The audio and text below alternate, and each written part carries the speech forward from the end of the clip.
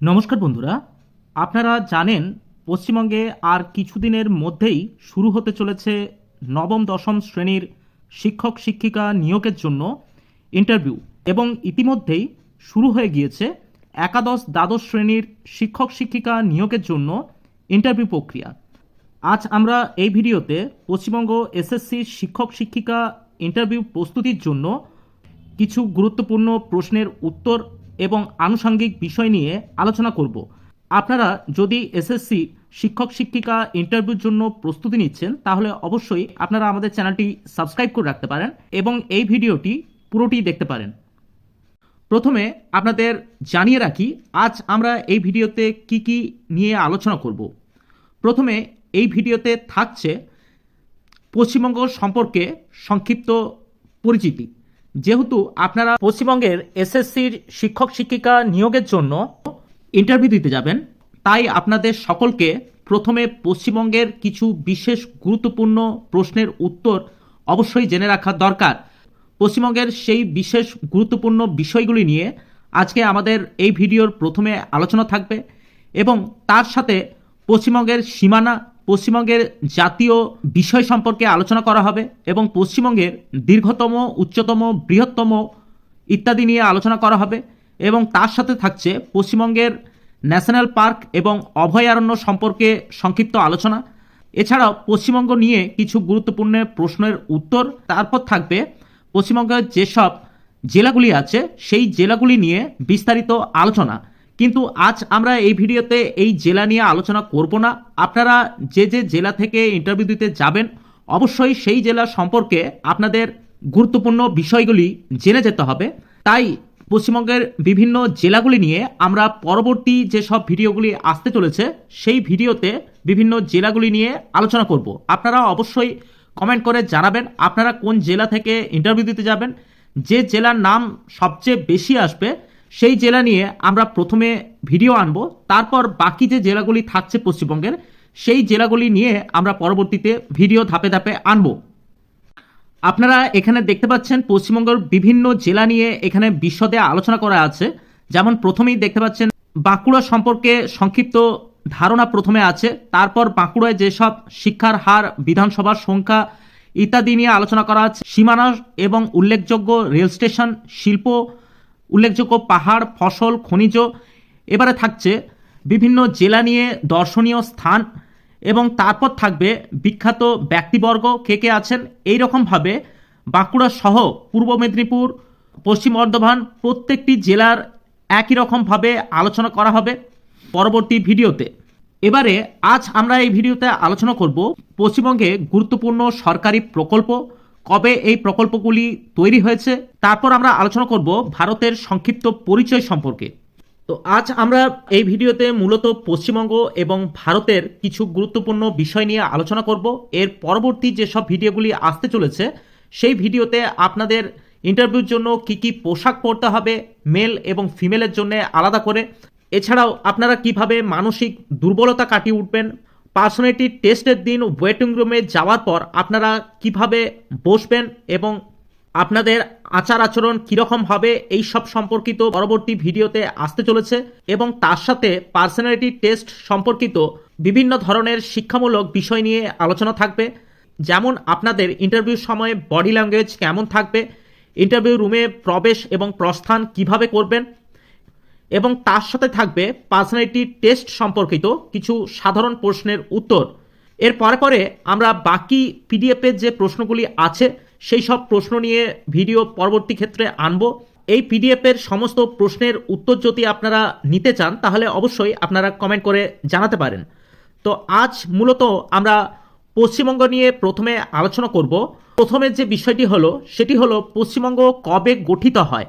পশ্চিমবঙ্গ গঠিত হয় 1950 সালে 26শে জানুয়ারি। পরবর্তীতে পশ্চিমবঙ্গের যে ক্ষেত্রফল এবং মোট জনসংখ্যা সেটি অবশ্যই আপনারা জেনে যাবেন এবং তারপরে যে গুরুত্বপূর্ণ বিষয়টি হলো সেটি হলো জনসংখ্যার নিরিখে পশ্চিমবঙ্গ ভারতের চতুর্থ বৃহত্তম রাজ্য।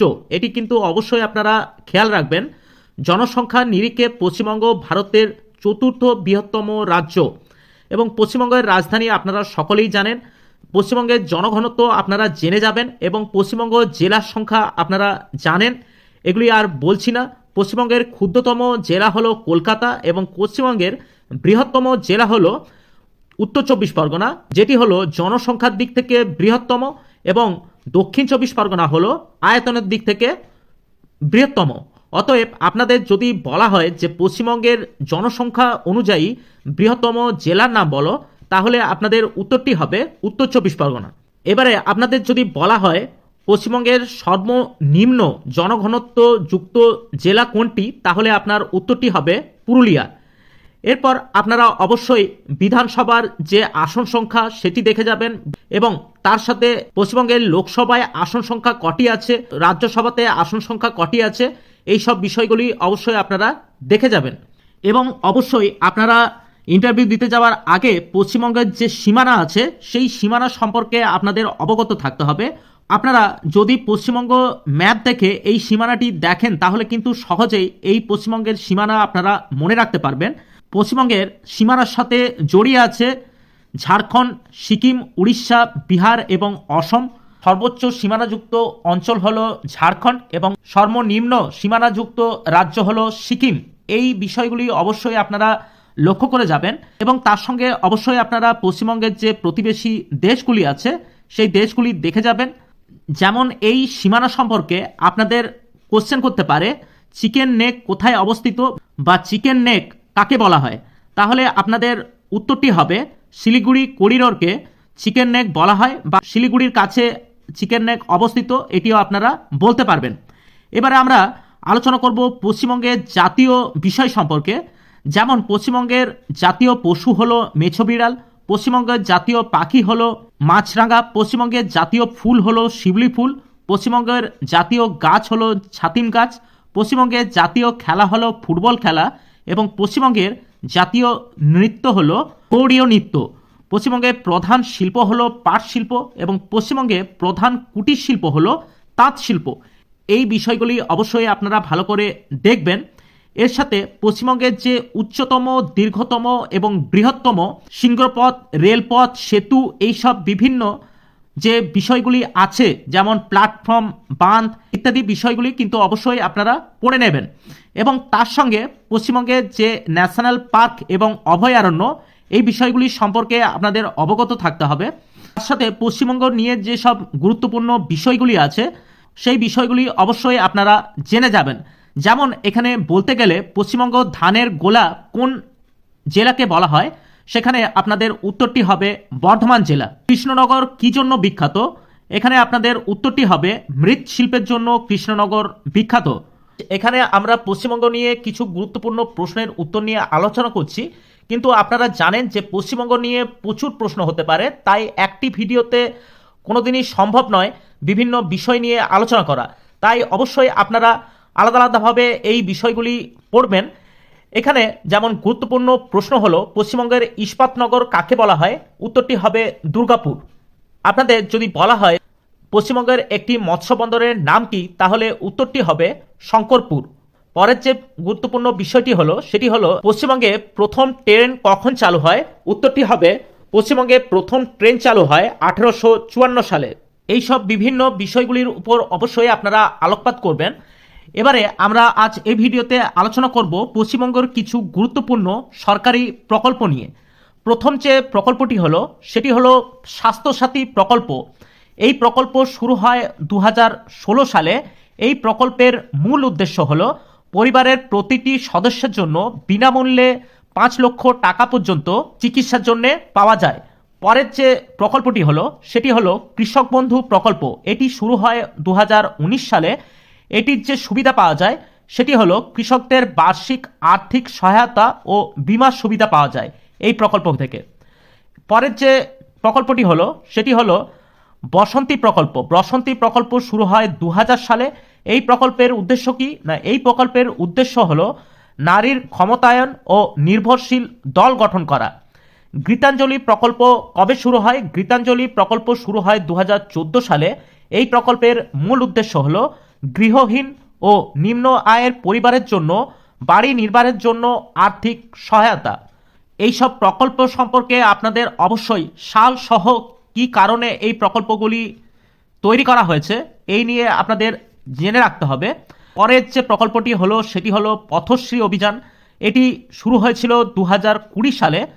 সেটি আপনারা জানেন যে গ্রামের যেসব রাস্তা সেই সব রাস্তার সংরক্ষণ ও সংস্কার ও উন্নয়নের জন্য এই প্রকল্প তৈরি করা হয়েছে। দুয়ারে সরকার চালু হয়েছিল 2020 সালে। এই প্রকল্পের মূল উদ্দেশ্য হলো মানুষের দোরগোড়ায় সরকারি বিভিন্ন পরিষেবাগুলি পৌঁছে দেওয়া। এবারে আরও যেসব প্রকল্পগুলি যেমন লক্ষ্মী ভাণ্ডার, সবুজ সাথী, মানবিক প্রকল্প, দুয়ারে রেশন প্রকল্প, এই সব প্রকল্প সম্পর্কে আপনারা অবশ্যই পড়ে যাবেন। পশ্চিমবঙ্গ ছাড়াও ভারতের যেসব গুরুত্বপূর্ণ বিষয়গুলি আছে সেই গুরুত্বপূর্ণ বিষয়গুলি নিয়ে আপনাদের অবশ্যই পড়ে যেতে হবে। এখানে আমরা কিছু গুরুত্বপূর্ণ বিষয় নিয়ে আলোচনা করছি, এর বাইরেও ভারত সম্পর্কিত অনেক প্রশ্ন হয়, তাই আপনারা আলাদা করে বাকি যে বিষয়গুলি আছে সেগুলি অবশ্যই ইন্টারভিউ দিতে যাওয়ার আগে দেখে নেবেন। ভারতের যেসব বিন্দুগুলি আছে যেমন উত্তরতম বিন্দু, দক্ষিণতম বিন্দু, এইসব বিন্দুগুলি নিয়ে আপনারা অবশ্যই পড়ে যাবেন। এর সাথে সর্বোচ্চ শৃঙ্গ, সর্বোচ্চ মালভূমি, প্রধান নদী, জনঘনত্ব কত, এইসব যে বিভিন্ন বিষয়গুলি, তার সাথে শিক্ষার হার, সবচেয়ে বেশি জনঘনত্বজনিত রাজ্য কোনটি বা কম জনঘনত্বজনিত যে রাজ্য তার নাম কি, এইসব বিভিন্ন বিষয়গুলি আপনারা দেখে যাবেন। আপনারা যদি কেউ এই পিডিএফটি নিয়ে থাকেন তাহলে আপনারা জানেন এই পিডিএফে এই সমস্ত বিষয়গুলি উল্লেখ করা আছে, বা যদি কেউ এই পিডিএফটি নিতে চান তাহলে কিন্তু অবশ্যই আমাদের কমেন্ট করে জানাতে পারেন। এছাড়াও ভারতের যেসব জাতীয় বিষয়গুলি আছে যেমন জাতীয় সঙ্গীত, জাতীয় গান, জাতীয় পশু, জাতীয় পাখি, জাতীয় ফুল, নদী, বৃক্ষ, খেলা এবং এই সব বিষয়গুলি অবশ্যই আপনারা দেখে যাবেন। এবং উত্তর ভারত, দক্ষিণ ভারত, পূর্ব ভারত ইত্যাদি সম্পর্কে আপনারা বিশেষভাবে বিষয়গুলি নিয়ে পড়বেন। ভারত নিয়ে যেসব গুরুত্বপূর্ণ প্রশ্নগুলি আছে সেই প্রশ্নগুলি এই পিডিএফ এর মধ্যে উল্লেখ করা আছে। ইতিমধ্যেই আপনাদের যাদের কাছে এই পিডিএফটি আছে আপনারা জানেন, সেখান থেকে আপনারা পড়তে পারেন। এছাড়াও আপনারা বিভিন্ন যেসব বইগুলি আছে সেই সব বইগুলি থেকে আপনারা পড়তে পারেন।